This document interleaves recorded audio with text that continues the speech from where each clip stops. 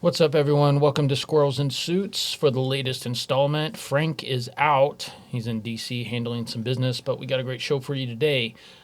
A Republican co-sponsors legislation to allow illegal immigrants to be given work visas. Trump closes the skies over Venezuela and gives Maduro an ultimatum. An angry vet goes viral over immigration. An American soldier is killed on the streets of our nation's capital. All that and more on Squirrels in Suits.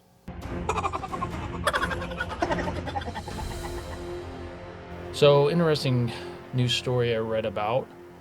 There's bipartisan legislation called the Dignity Act, and under the legislation, Republican Congresswoman Maria Elvira Salazar from Florida would allow undocumented immigrants who've been in the United States since before Joe Biden's presidency, so 2021, to be able to apply for a 7-year work visa.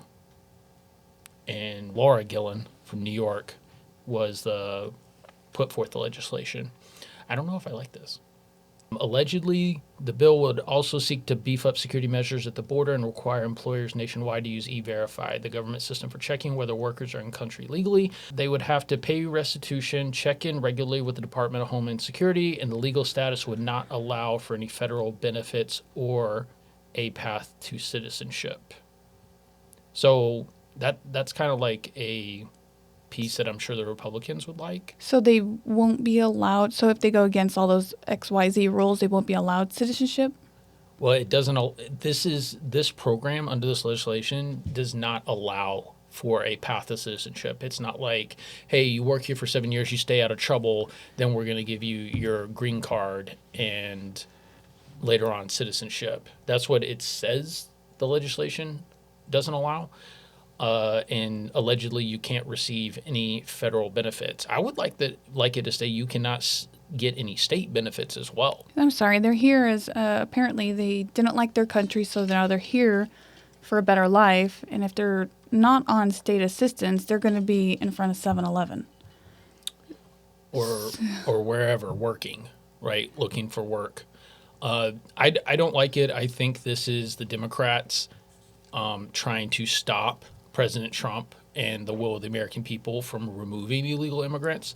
This just lets them keep what they view as their future prospective voters in the country longer until there's a regime change, then they can give these guys citizenship. I don't like it. Yeah, I get it. They're trying to like approach it like you do with any kind of crime, right? There's like a statute of limitations, but the thing is this type of crime totally throws off the balance of our economy and the way of life.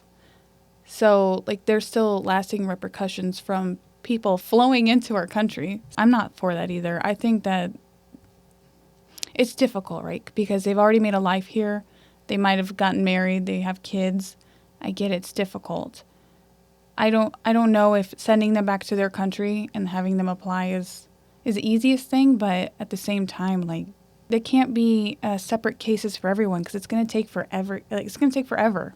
Well, this is another case of suicidal empathy because those that are for them staying here say, oh, well, you don't care about these people. They have kids. They have this. They had that. They broke the law.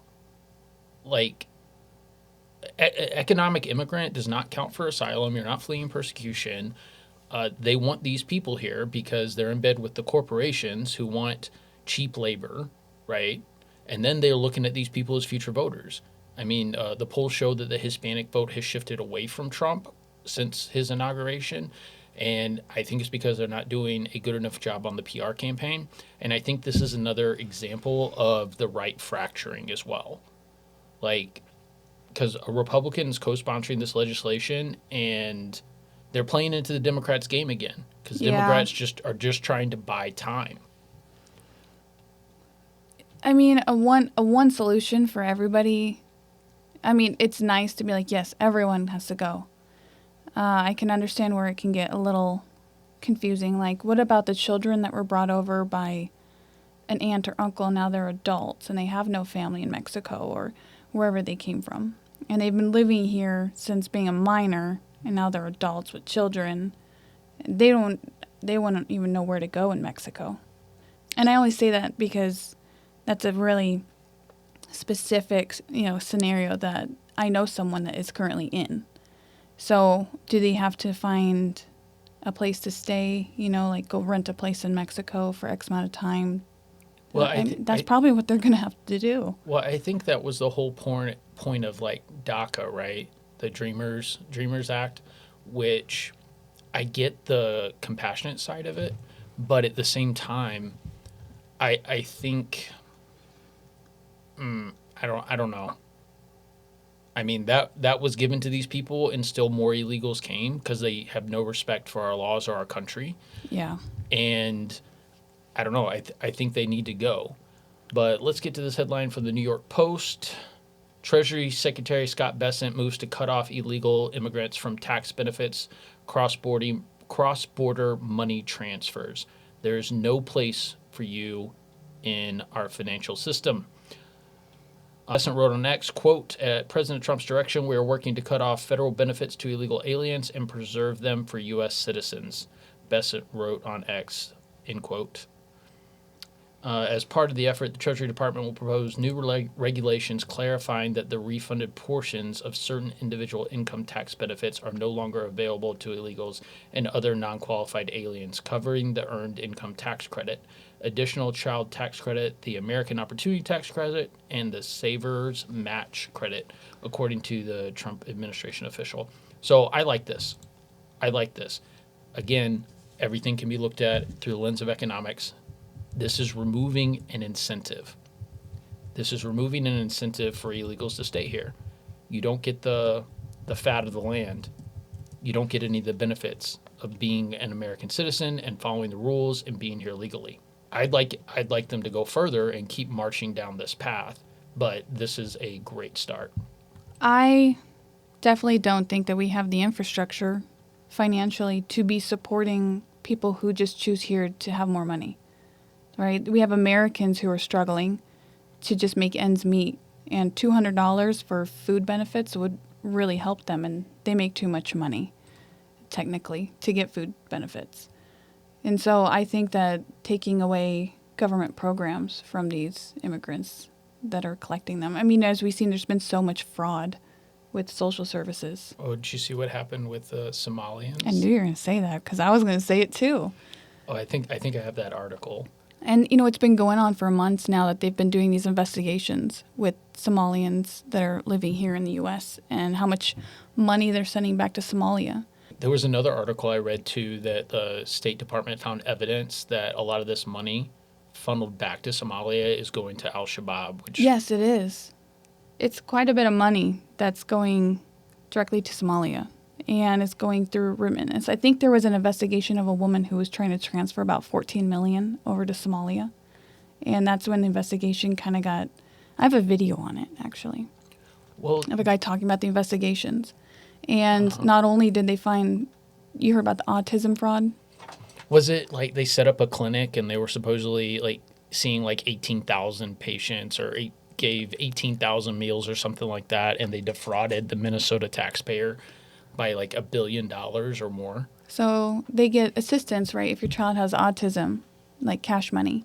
And a lot of people were taking their kids in and being diagnosed with autism, and that money was going straight back to Somalia. Well, I don't like that. Yeah. So on X, Libs of TikTok posted a meme of all the people that were charged in this $1 billion Somalian fraud scheme. And these are good American names, like Abdi Nur Salah, very traditional American name there. Mohammed Yama Ismail, another good American name there.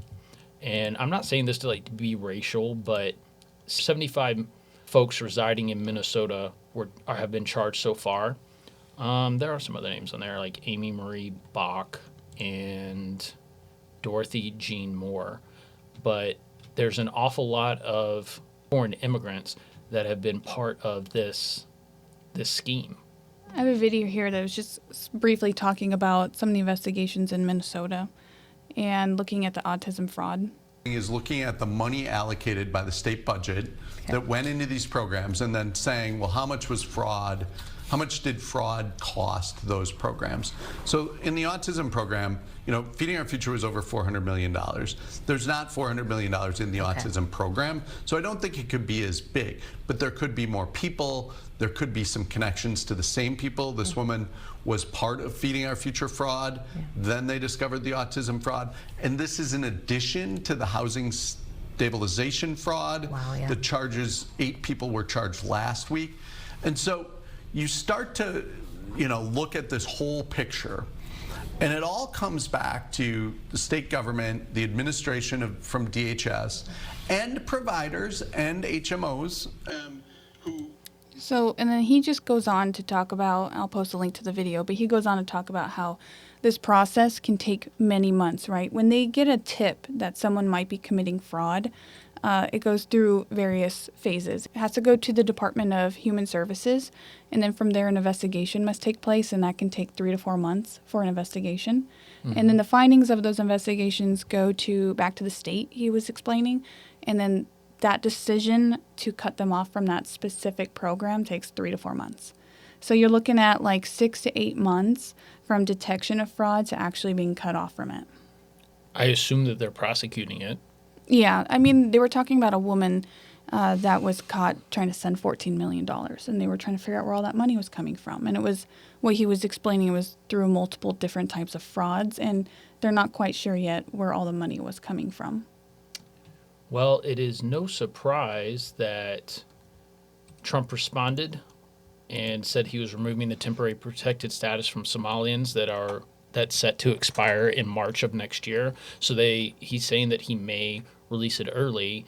And it's also no surprise that CAIR, the Council on American Islamic Relations, which is the nation's largest Muslim supposed civil rights advocacy organization, they also support terror, such as Hamas and other organizations. And the Trump administration is allegedly going to be looking at them to see if there's any connections to the Muslim Brotherhood. In a statement released by CAIR Executive Director Jelani Hussein, quote, "We are deeply disappointed that the administration has chosen to end the Somalian TPS program in Minnesota, a legal lifeline for families who have built their lives here for decades. This decision, fueled by harmful misinformation campaigns that we believe have external political motives, will tear families apart and send individuals to a country they have not known for over 20 years. This is not just a bureaucratic change, it's a political attack on the Somali and Muslim community, driven by Islamophobic, of course, and hateful rhetoric. We strongly urge President Trump to reverse this decision." I don't think we should reverse it. I don't think he should reverse it at all. You have a community in Minnesota of 80,000 Somalians that are fleeing the war. Okay, we are very kind. We took you into our country. We're fleeing violence. I'm not up on Somalian geopolitics at the moment. But yeah, it's time to go. We are not the world's charity organization at all. No. And it's unfortunate because, yeah, these people have been living here, but when you can directly trace money that is being taken from taxpayer American dollars and then going back into terrorist organizations that are used to attack those said taxpayers. So we go to work to be attacked. It's a full circle. Well, and how is 20 years temporary? Temporary protected status.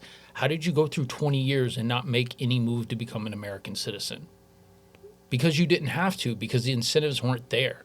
So you're abusing our kindness, you're abusing our charity, and now you're stealing state funds and potentially funneling it over to a terrorist organization. You got to go. Especially because I believe that for everybody that the hope and goal of welfare is that it is a temporary solution for your situation.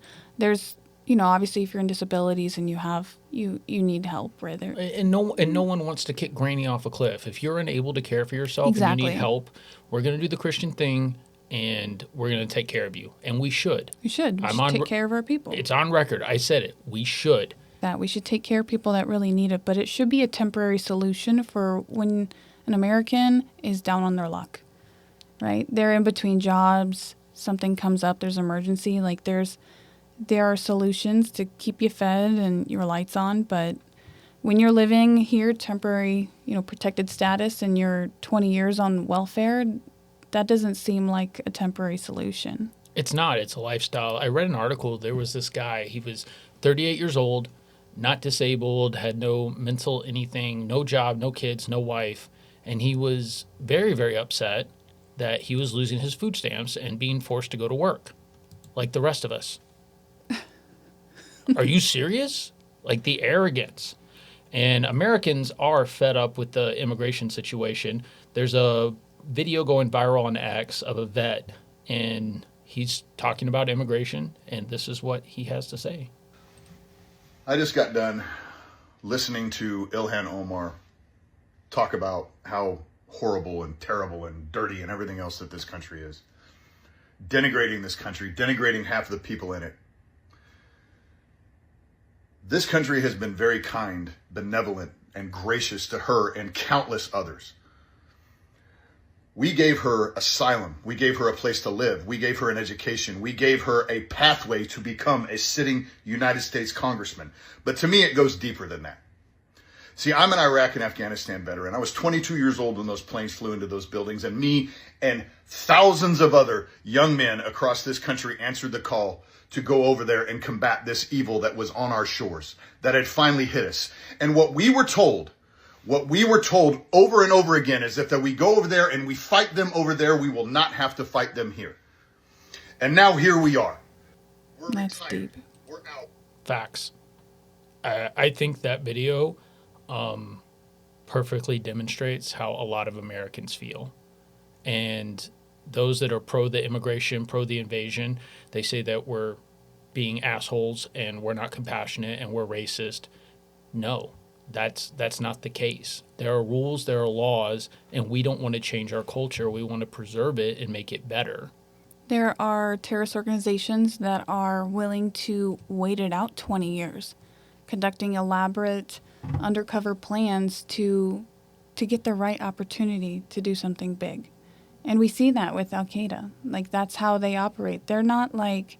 They're playing the long game. They play the long game. It's just a matter of time. If we don't take care of our homeland security and our national security, then we are literally just opening the door to problems, and we're funding it too. We're funding our own demise, and that is the definition of suicidal empathy or suicidal compassion. And we have to fight against that. And part of fighting against that is if you have the skills, ability, and motivation, you need to be involved in your local politics and your local government. It's not enough to just vote. We have to take back institutions. We have to take back schools, be it high school or college or whatever it is. We have to take these positions in all these government apparatuses so that we have a hold on the culture, because currently we don't have a hold on that. Conservatives don't have a hold on that. And I'm not saying liberals shouldn't have a place at the table there, but we definitely need to have more of one and more influence. Yeah, especially, it doesn't matter what side of the party you're on. It's a bipartisan hope that I would hope that everyone wants to live their life peacefully, safe, right? It doesn't matter if you're left or right or in between or you're far on the sides. Everyone wants to be able to live their life peacefully. So national security should be one of the utmost important things for everybody. And when we kind of push that aside to just be fair to the rest of the world who is down on their luck in Somalia. Or who hates you. Yeah. Just because they want to be here doesn't mean they are for us. It doesn't mean they have a right to be here. That either. At all. But thankfully, the Trump administration is on the move. An executive order was issued last week, and it's titled Designation of Certain Muslim Brotherhood Chapters as Foreign Terrorist Organizations and Specially Designated Global Terrorists. It's about time. And the short version of this order is the Secretary of State and Treasury within 30 days has to provide a joint report to the President through the Assistant to the President of National Security Affairs concerning the designation of any Muslim Brotherhood chapters or other subdivisions, including those in Lebanon, Jordan, and Egypt, as foreign terrorist organization consistent with United States Code 81189 and specially designates global terrorists consistent with U.S. Code 501702. So CAIR better watch out, because I'm sure they're definitely under the microscope. And Trump's on this. This was a truth or tweet by him. I'm not really sure. I think it's truth. This is the Immigration and Nationality Act, Section 212. Whenever the president finds that the entry of any aliens or any class of aliens into the United States would be detrimental to the interests of the United States, he may, by proclamation, and for such period as he shall deem necessary, suspend the entry of all aliens or any class of aliens as immigrant or non-immigrants, or impose on the entry of alien any restriction he may deem to be appropriate. So I think Trump's prepping the battlefield for some more like drastic and radical changes to our immigration system. Speaking of that, we transition into our next story. The State Department takes action on Afghan nationals following Trump pledge. For those of you guys that weren't aware, an Afghan immigrant that was allowed in the United States following the disastrous Joe Biden withdrawal of Afghanistan. That's crazy. Shot 2 National Guardsmen on the streets of our nation's capital. The State Department, following this incident a couple days ago, the State Department took less than 24 hours to spring into action after President Donald Trump's pledge to dramatically shake up the country's immigration system. And they're basically, from what I read in the article, what they're doing is they're removing any visas, temporary protected status, whatever it is, for every Afghan immigrant in our country following this attack. What people just don't understand is that their beliefs, their ideologies, their way of life goes directly against Western society. Yes, they're people and they want to be here, but do your research. They have a lot of websites I was looking at which really minimize what Islam is. It makes it sound nicer than what it is, and that's propaganda. It's directly made by people from Islamic faith to make Sharia law look like it's a walk in the park.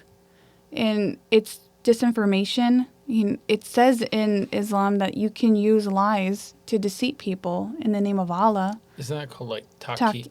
Taqiyya? Yeah, I think that's right. Yeah.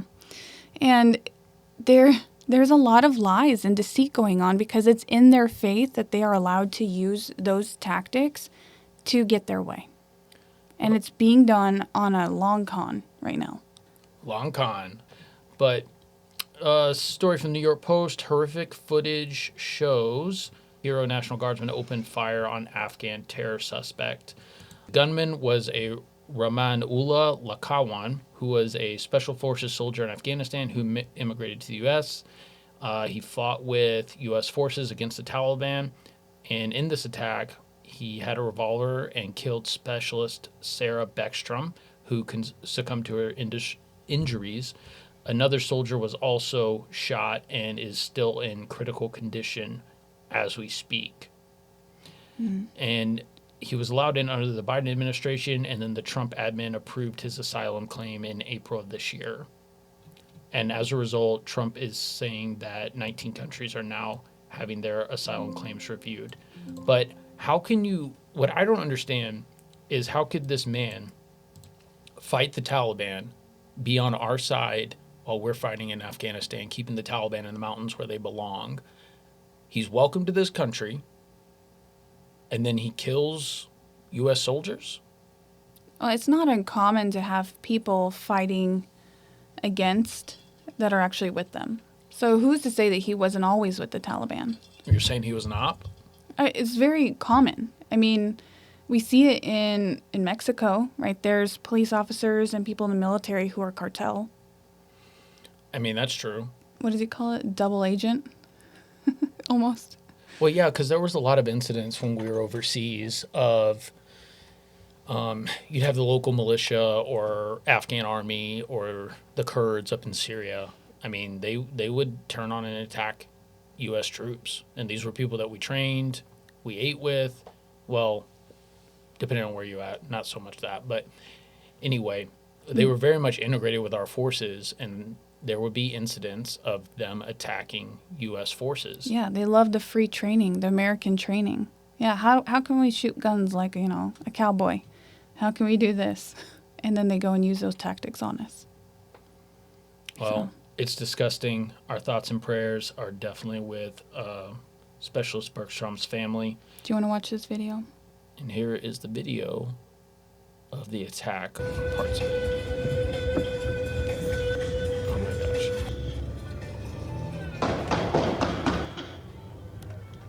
return the fire.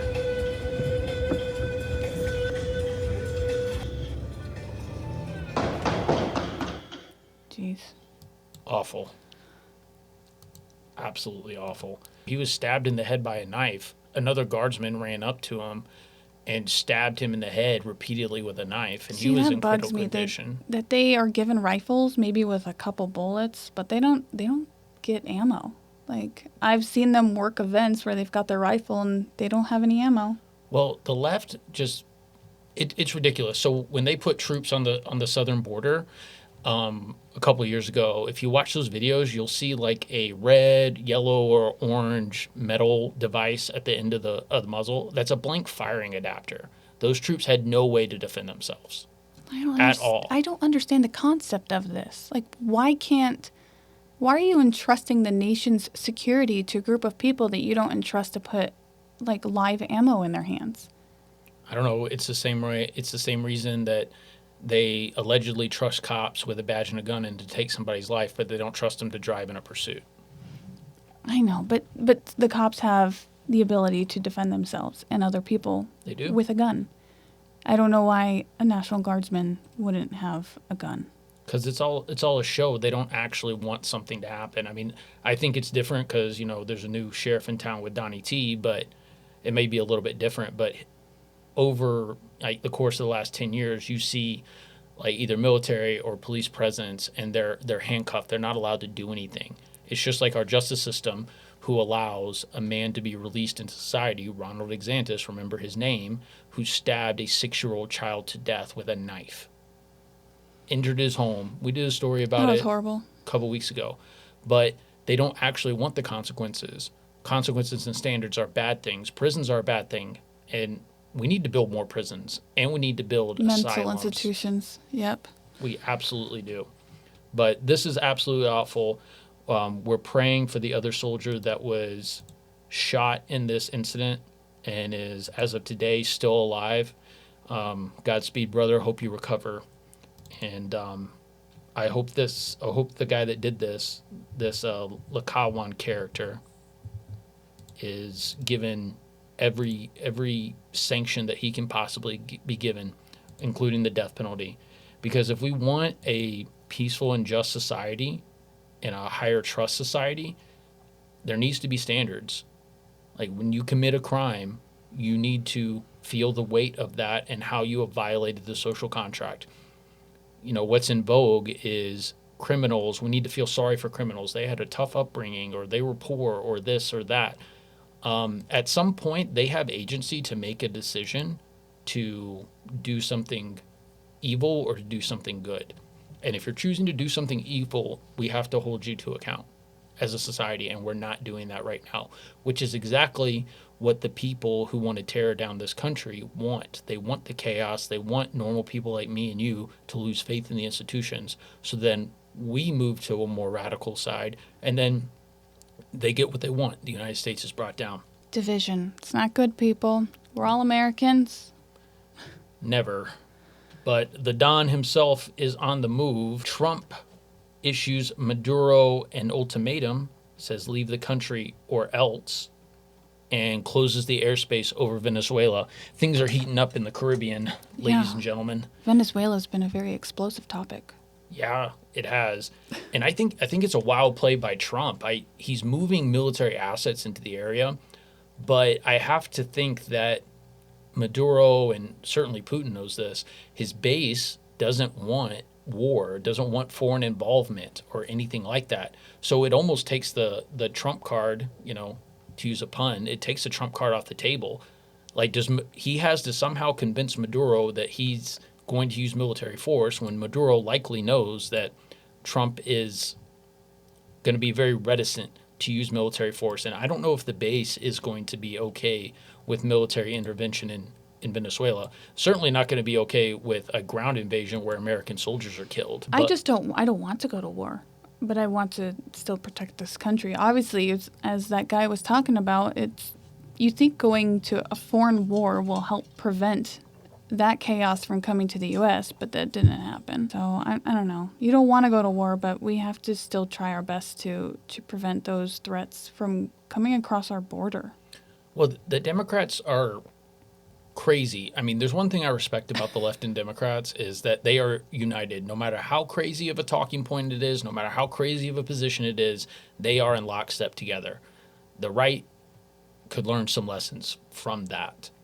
But if Trump's going to pull this off, he needs to really step up the PR campaign.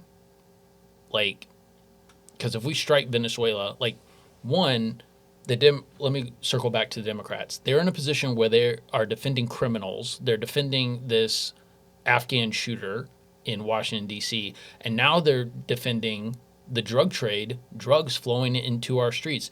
Do you know, I know several people, normal folks, not EMS, not cops, not anything. They carry Narcan on the streets because so many people are dying. Yeah. So many people are falling out. And the Democrats want to protect the drug trade? The whole drug topic is a whole podcast in itself. It's an epidemic.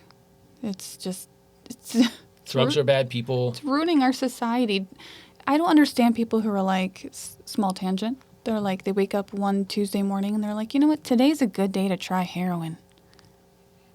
Yeah, I don't understand. Like, Well, you have to start for the first time ever at one point in your life, and you think it's a good idea. You know what I mean? Like, today's a good day to try meth for the first time. You know what? Let's try some fentanyl. Well, it's a graduation, right? I mean, Yeah, there's gateways, but still, even if you're smoking pot, I can't fully believe that that's just a gateway drug. You just don't wake up and say, I smoke pot right now, let's try some heroin. Let's try some fentanyl. No, I mean, there's things going on behind the scenes, and that's with any addiction. Or if you are using a substance to chemically alter who you are and how you feel, there's something going on. There's depression, there's anxiety, there's stress in your life. There's, you feel isolated maybe, and that's how you assuage these feelings. You adjust, you chemically alter your state so you can avoid these feelings. So there's always something behind it. And a lot of people don't want to say marijuana is a gateway drug. Well, I'll say this about it. Not all pot smokers turn to hard drugs, but I have yet to meet a hard drug user that didn't start with pot. I can say the same about alcohol, though, too. Yeah. Sure. I mean, it's just weed smells nasty. I don't like the smell. Like, burnt weed is disgusting. The worst thing they did in Vegas is say, oh, we're going to legalize marijuana use in your own home. Well, we're all packed in here living on postage stamps, so I have to smell that in my backyard. Yeah. I didn't sign up for that. Some people like it, though. I mean... And then you got the tourists that come here and think, oh, pot's legal. I'm going to smoke it in public. Nope. Like, nope, you can't smoke it in public. Nope. Or in the hotels. You're going to get kicked out. Nope. There are some consequences behind that. And there is some question about Trump framing this whole Venezuela allegation as... a war on drugs, because apparently Caracas doesn't produce a lot of the cocaine, but they might be a hub for moving it into the U.S. And since the border's closed... I'm pretty sure that's the case. They adapt, right? When we're closing down the border, they're adapting. They're going further out. Yeah, so how can all of, like, the people with TDS and those on the left and are against Trump and keeping Americans safe, how can you be upset that we're killing narco traffickers that are flooding our streets with poison? That could be your kid that ODs on fentanyl and dies. It's all of their causes. It could be, like, we're protecting everybody. It's not just the white people, right? It's everybody. And it's not just white people that die from drug overdoses. It's every race. It affects people of low income. It affects homeless people. It affects transgender people. It affects everybody. And I feel like the conservatives are the only ones who are actually trying to protect everybody, left and right, by trying to get rid of the drug trade as best as we can. Well, that's crazy that you said that. How dare we use our military might to secure our own citizens and border? Yeah. That's a crazy thought. Why would we ever do that? We have the most powerful military that has ever existed on the face of the planet, bar none. And we're not taking care of our backyard? Doing this is not just protecting conservatives. It's protecting everybody, right? We all have the right to live in this country safe. And yep. I don't understand why more people aren't on board with this concept. But I think a lot of people are. I just think there's some, like, vocal people that are trying to pin Trump down to something. And the old tactics of the left calling conservatives mean people or racist or whatever, that no longer works. We don't care. You know what? I'm not a judge, jury, and executioner. That belongs to Jesus Christ alone. But I'm not mad that these guys are dead, if in fact they are narco traffickers. And I don't think Trump is using military ordinance to attack people that aren't drug traffickers. And until I see evidence to the contrary, I'm going to continue to trust that these are narco traffickers bringing poison into our country. A lot of the people that don't understand the scope of drug overdoses have never had to stand over a dead body from a fentanyl overdose, and there's nothing you can do. You can try to administer some Narcan, and there's still nothing you can do. They haven't seen, some of these people have never seen a dead body in real life, right? It's all been TV. And until it's actually real to you, to see the family crying and not understanding how their kid even got hooked on drugs, and now they have to live their life knowing their child's dead, it's not real to them. It's all make-believe. Everything is TV and fiction and, fake news. There are first responders out there that have to see this on the daily. And they know it's real. These dead bodies don't just disappear. Somebody has to go to them and respond and do an investigation, and then the coroner has to come and take... The body goes into multiple different sets of hands before it can be laid to rest. It's real. It is real. These are real people with real lives. The argument was made against the war on drugs because we're locking up too many people or whatever. No, we're giving these people a chance to get clean and maybe be productive members of society. People forget that China launched pretty much wars on the opium trade and outlawed opium because it was making their people weak. It was harming their people. So why can't we do that? And China's like the expert on opium. They are. They are. And fentanyl and carfentanil. If those of you who aren't aware, carfentanil is 1,000 times more deadly than actual fentanyl. And fentanyl is 100 times more deadly than morphine. So they're trying to kill us. It's really sad because the different viewpoints, like looking at someone on the street that's homeless, my heart goes out to them because they're addicted to a substance that they can't live without. And giving them money and offering a house isn't the solution. You have to get them clean, get their free will back. All that being said, I'm okay with us flexing military might to make our country safer and a more prosperous place. And if that means we have to airstrike some distribution centers or whatever in Venezuela, I'm all for it. The other side to this discussion is Venezuela is very much in bed with China and Russia. And just in case you guys thought differently, China and Russia are not our friends. They do not like us. They do not want us to be the world superpower. They want to take over that spot and pursue their own ends. So you're saying that the left likes Russia now? I mean, if they're fighting on behalf of Venezuela and Venezuela's in bed with Russia, then technically the left is in support of Russia. But at the same time, they're not, because they don't like... I know they're not. Russia I know they're not. So, it's just another example of a double standard. And ideological inconsistency. And it's just because of a lack of education. And I'm just going to say it. Do your research. Definitely do your research and come to your own conclusions because, as has been proven time and time again, the mainstream media is lying to you. They are spinning it because they want you to believe their preferred narrative, and they will use the club of compassion and calling you every ist and ism in the book to get you to bend the knee in submission. Isn't that just some more proof that Trump is not colluding with Russia?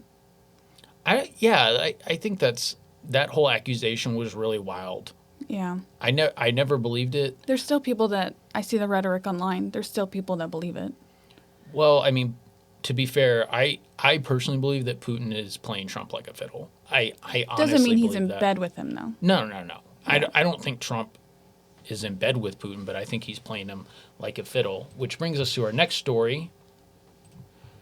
Steve Witkoff, Trump's primary foreign negotiator, had his text leaked to the media, and they are not flattering at all. Oh, what happened?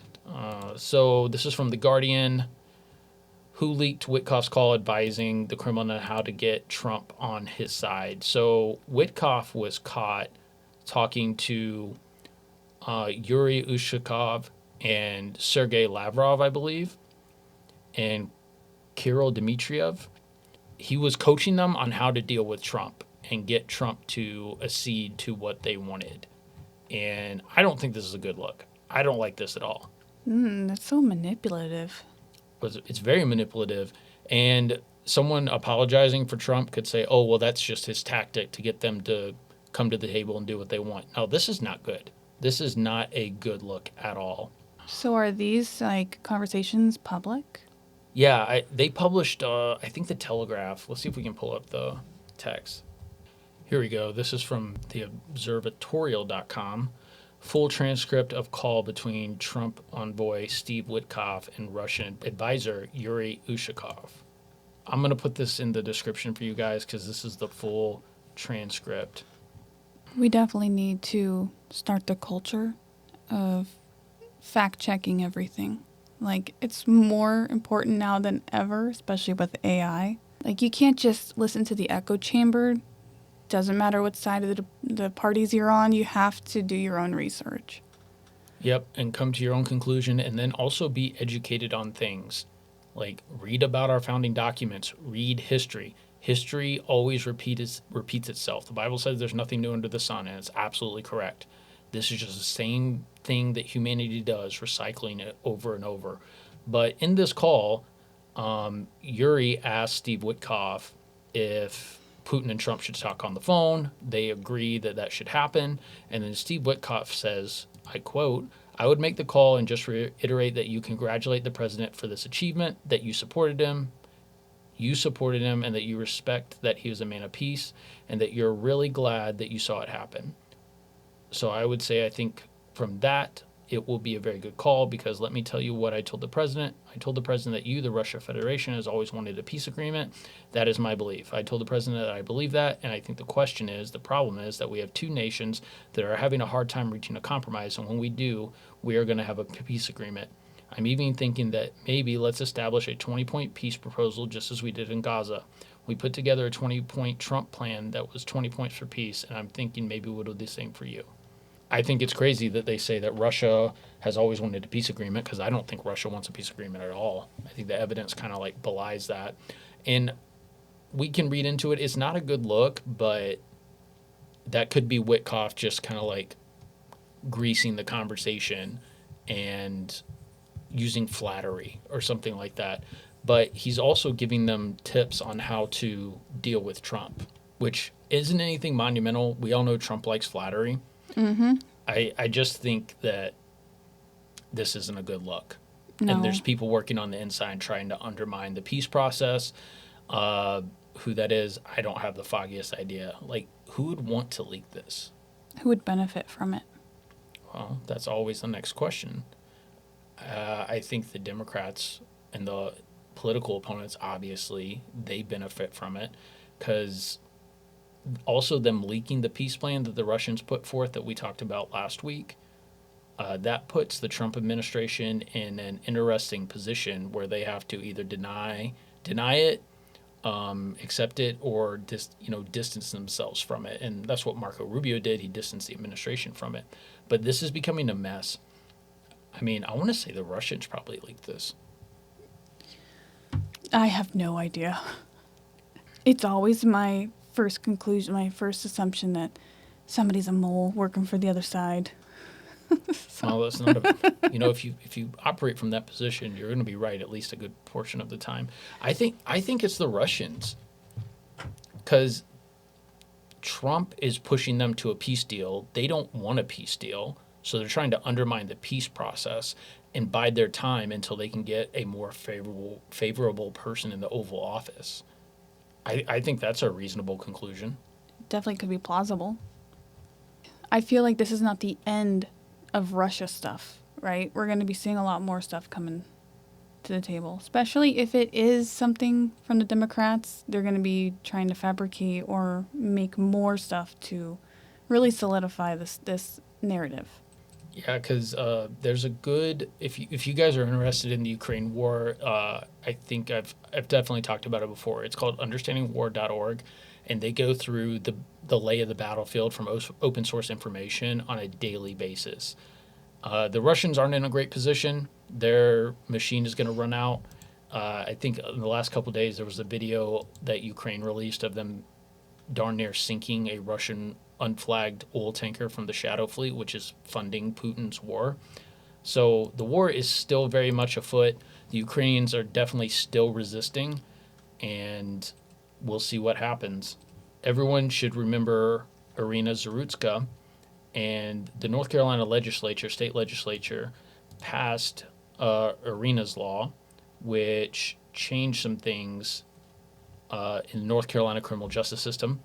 It eliminated written promises to appear in court as a pretrial release option. Well, that was never going to work out, and we're seeing over the last 5-8 years. I think they started doing that stuff probably 10 years ago, I want to say, where it's like, oh, if you say you'll come to court, that's fine. We're going to let you go. It's so stupid. Ridiculous. Especially if you're in the mindset of like, you know what, today I'm going to go murder someone. And then you go hurt someone badly, right? You didn't actually get to murder them. You hurt them. Then you just get kicked out again. You're like, I'm still going to murder someone. And you go and you murder someone. It's just like, I don't understand. You're just giving the criminals what they want, freedom to continue what they want to do. Yeah, because otherwise they're not going to be able to go to work and take care of themselves, and they're just going to further devolve into crime. These people don't have jobs, folks. They don't. They don't have jobs. These people, at least the last handful of people, right? The girl that got set on fire that survived. There was another girl a while ago that got set on fire. They were homeless with over 50 to 100 previous arrests. Oh, that girl you're talking about that got set on fire in Chicago? Yeah. I think he was arrested 71 prior times. 71, 72, something like that. But so I found an article. So this is interesting. Apparently there's a prisoner writing a blog while incarcerated. It's called Prison Life Unlocked. It's like that J6 guy who had a podcast while he was in prison. I think that's wild. I don't know how that happens. I think that's crazy. But other parts of this law, limitation of pretrial release options for people charged with violent offenses, including burglary, forcing them to post secured bonds, that makes sense, and remain on house arrest under electronic monitoring. I think that actually makes the system a little bit stronger, because before it was just cash bail, but now you have to post cash bail and wear an ankle monitor. Requires judges and magistrates to order evaluations for involuntary confinement of a person if a person is considered a threat because of mental illness, while allowing the Chief Justice of the NC Supreme Court to punish magistrates who don't follow the rule. I think that's important if it's actually upheld. But we've seen time and time again that the judiciary are basically activists. So an example of that, there was a 3 strikes law in California. Oh, yeah. The crime was coming here. Yeah. They were. Yeah. Well, I mean, I don't. They get 2 strikes and they moved to Nevada. They get 2 strikes and moved to Nevada. That makes sense. But anyway, the voters voted for this, and then they made an exception because there was a guy, I forget his name. It was like Maduro, something like that. And his 3rd felony was he had 1.6 grams of cocaine. And then the judges, in defiance of the people's will, said, oh, well, we're going to make this legal. The legal amount? Well, they did change that. So that's another conversation. When people say crime is going down, they're lying to you because they're redefining what crime is. Oh, but yes. Anyway, they said, oh, we shouldn't send this guy to prison for life for 1.6 grams of cocaine. Your Honor, you're not sentencing him for life without over 1.6 grams of cocaine. The guy had already committed a burglary and an armed robbery and was convicted. Which, if y'all don't know how hard it is to get a conviction in the criminal justice system. Especially in California. And Nevada too. Look into that. There is so much stuff that has to go right to get an actual conviction. It is beyond, especially in our modern age of technology and surveillance and tracking people's phones and all that stuff. It is a darn near certainty when you get a conviction. I'm not saying there aren't mistakes made. I'm saying it's a darn near certainty in this advanced technological age. But anyway, in defiance of the voters, they said, oh, well, you can petition the court to get another chance. And then slowly they just eroded this. And the judges did this just because they can. because they have judicial, like they have immunity for everything. Yeah, it's ridiculous. We were just talking about that. Yeah, we were. And so this change in Arena's law, I don't know, how are they going to punish magistrates who don't follow this rule? We were just talking about this, and it's a conundrum because, like, yes, judges make decisions and people have free will, but the problem is it can't just be like, oh, the judge is going to be held accountable for whatever they do next, because we don't really know what people are going to do next. But I think the solution would be if a law enforcement officer arrests you with probable cause for a certain crime, judges should not be allowed to minimize that crime to a lower charge. They should not be allowed to do that. The judges should only be able to basically say what the sentence is. And the sentence should abide by what the law says. If the crime calls for, 2 to 4 years in prison, they get to decide how long. 2 years? 4 years? 3.5? They need to be convicted of robbery if the elements of the crime are robbery and it has been proven. They can't just say, oh no, we're just going to push it down to battery. Now it's a misdemeanor. But that's exactly what they do. They shouldn't be allowed to. Well, what they do in the interest of justice, whatever that means, they say, oh, well, we're going to hang this conviction over your head, and if you stay out of trouble, we'll plead it down to a misdemeanor. And then they sentence them based on the misdemeanor. And that's how these animals, and yes, they are animals, get out of doing this. And I'm not talking about people that made a mistake in a heat of passion or they were up against adverse circumstances. I'm not talking about someone who made a mistake. I'm talking about people that crime is their life. Intentional crime. And the thing is I think you had mentioned last time when we were talking about judges, is that there's just not enough manpower to be just doing all that. But I disagree, from my knowledge at this point, that if they're going to say, okay, you committed a robbery, the cop says, so we're gonna bump it down to battery, and if you stay out of trouble, then they have to set another court case for X amount of months later for a status check. Then they have to go do a status check, and then they have to do a lot more with probation or, and all that stuff. So, or if they're on house arrest, they have more manpower that's babysitting these people. They have to come to court for all these different arrangements. It's a lot more effort to get them on that misdemeanor than it is to be like, you committed this crime, here's the evidence, you have to do 2 to 4 years. I'm the judge and I say, you've been on good behavior-ish, so I'm going to give you 2 years. I don't know. They have that say. I'm a victim of an attempt stabbing in 2019. He almost stabbed me with a knife, and it was open, so it was like considered premeditated. And the day of court, myself and the other person who was a victim, who was with me, we sat in the lobby for about, 7.5 hours before somebody came out to talk to us, and they told us that he pled insanity, so they weren't going to do anything. And nobody came out to check on us as victims. Like, the knife was like this big. The blade or the entire The blade. Knife? Okay, that's a big knife. It was a huge hunting knife, and it was unfolded. And he tried to stab me in my sternum. So, thankfully, I had the bicycle in front of me, and I just, front brake it and hit him in the head with the back wheel. So it was pretty great, but the whole experience wasn't great. And I feel like I didn't get any justice. Yeah, a lot of people, like normal people that don't deal with, say, street crime in a large city or in a more disadvantaged part of town, they don't understand that the justice system doesn't actually issue out justice, especially for victims. No. All I got was a call from Victim Services. This was in Los Angeles. I got a call from Victim Services saying if I needed anything. I was like, yeah, I need a conviction. I need this guy to go. I need this guy to go to prison, or at least be kept from harming anyone else. And you didn't get that, did you?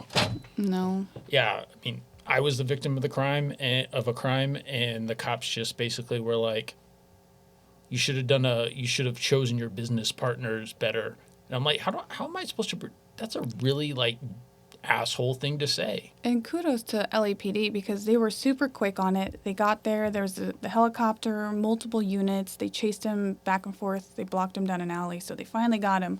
They did their job. They did their job against a guy who had a big knife, and he didn't die. They didn't shoot him. he went to court, had his day in court, and he got released. And this is just this is a very personal example for you. But this is an example of how the justice system won't give you justice. So you need to train.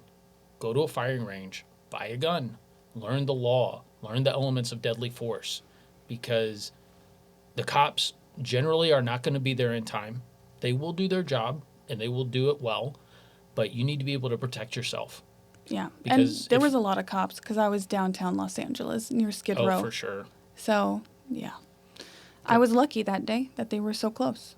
You are, and if you were like a normal citizen in another part of the city or something like that, and some guy attacked you with a knife and you didn't have the wherewithal to defend yourself, which awesome, by the way. A bicycle. You had you made it work. I didn't have a gun because it was California. And you get stabbed, if you think that guy is going to suffer for what he did, you're wrong.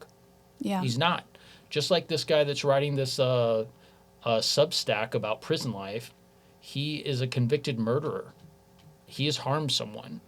And Mr. Philip Vance Smith II, I don't care what you have to say. Like I know you were saying that people don't change. I think they can, but they change in prison. They change in prison. That's where they find God. That's where they really feel remorse for what they did. Not all, but a lot of people will change because they're forced to get off drugs. I mean, there's still drugs in prison, but not to the extent of the streets. But people do change. They get off drugs and they find Jesus, and they still have to serve their time. Yeah, pain is the most powerful teacher. But the justice system has gone so far on the side of, we need to make sure that we're, upholding the rights of criminals and making sure that we're not wrongfully convicting them and we're giving them a chance in life. We've given them too many chances. 71, 72 chances. Yeah, no. And I understand that DeCarlos Brown, it said that he had been out on it was like a misdemeanor for false 911 call. Honestly, if you make a false police report, whatever you accuse someone of doing, you should get charged for that. But I think he was convicted of 7 or 14 felonies or something like that. You should be in prison. Yeah. Like the guy that set the lady on fire in Chicago, what was his name? Lawrence Reed. 71 prior arrest, convicted felon multiple times. At some point, I don't care that you're mentally ill. At some point, I don't care about your upbringing as a child. You shouldn't be in society. You have lost the right to walk among free men. You have lost that right. You're a danger to everyone. I think that their life would be better in prison too, because obviously they're not taking care of themselves. Yeah, and for those that don't think that we should do things like this and have mental health asylums for homeless people, it's not very compassionate to allow people to live on the streets and in tunnels in the elements and enable their addiction to alcohol and drugs, nor to force them to get mental health treatment. There's an apparatus and there is a system that we can build. I mean, nobody's going to change until they want to change. Cool.